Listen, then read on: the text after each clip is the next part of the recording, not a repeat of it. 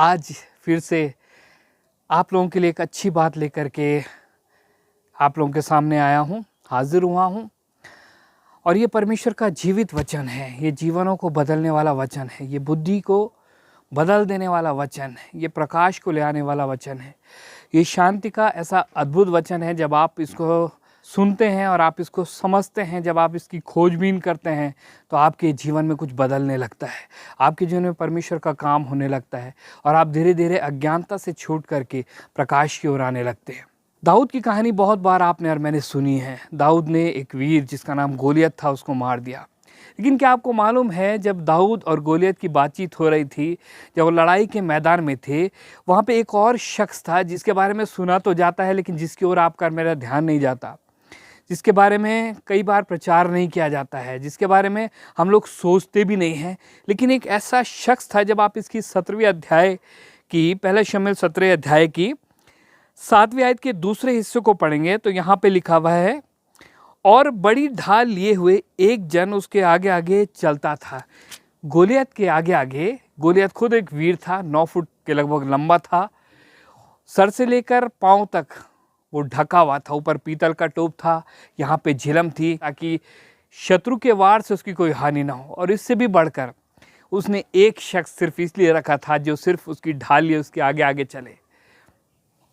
और इसी की 41 आयत में लिखा हुआ है, पलिश्ती चलते चलते दाऊद के निकट पहुंचने लगा और जो जन उसकी बड़ी ढाल लिए था वह उसके आगे आगे चला। ये अकेला नहीं है, गोलियत अकेला नहीं है, लेकिन एक जन है जो इसके आगे आगे इसके ढाल लिए चल रहा है। मालूम ढाल क्या होती है? जब शत्रु के तीर आए, आपको खड़ा होना है और सिर्फ आपको ढाल लगानी है। जब शत्रु वार करे, आपको सिर्फ ढाल लगानी है। ढाल के पीछे खड़ा व्यक्ति ज़्यादा प्रयास नहीं करता है, लेकिन ढाल को आगे कर देता है। चोट तो लगती है लेकिन ढाल पर लगती है। तीर तो चलता है, शत्रु का निशाना तो सही होता है, लेकिन आपके आगे जो ढाल है वो उसको सह लेती है। लेकिन जब उस वीर ने, जिसका नाम दाऊद था, जब उसने एक पत्थर गोफन से ऐसा मारा कि उसके माथे पर धंस गया उस गोलियत के, तो वो ढाल उसके काम नहीं आई, वो ढाल उसको बचा नहीं पाई। हालांकि ढाल का पकड़ने वाला ताकतवर रहा होगा, ढाल का पकड़ने वाला बचपन से उसको अनुभव रहा होगा, ढाल भी मजबूत थी, ढाल के अंदर भी कोई खोट नहीं था।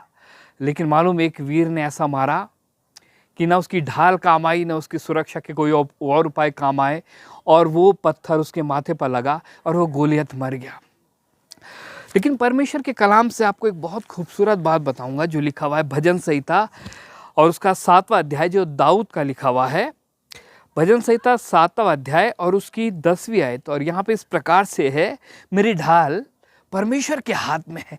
दाऊद एक बात कहने लगा, दाऊद ने खुद गोलियत को मारा था और जानता था कि एक जन ढाल पकड़े हुए इसके आगे है, लेकिन दाऊद ये बात जान गया कि इसके जन की ढाल इसको बचा नहीं पाई। लेकिन दाऊद एक बात कह रहा है, आज खुदा के वचन से खुदा के सामने कह रहा है कि मेरी ढाल परमेश्वर के हाथ में है। ये बात आज आपको और मुझको ही मालूम पड़ जाए, जैसे उस दिन दाऊद को मालूम पड़ी, आपको और मुझको मालूम पड़ जाए, आपकी और मेरी ढाल हमारे पास नहीं है। कई बार तो हम चूक जाते हैं, या किसी और ज़मीन के किसी मनुष्य के पास, किसी प्रधान और किसी अधिकारी के पास नहीं है, लेकिन आपकी और मेरी ढाल जीवित परमेश्वर के पास, जो स्वर्गों का एकमात्र परमेश्वर है, उसके पास है। और जब मालूम शत्रु के तीर पड़ते हैं, जब दुष्ट आप पर प्रहार करता है, जब वो कहता है तू पापी है, तूने पाप किया है, तू नरक जाएगा, जब दुनिया भर की बातें आपके लिए आती हैं, आप उस ढाल को लगा लीजिए। और ये ढाल कुछ और नहीं, ये ढाल स्वयं यीशु मसीह है।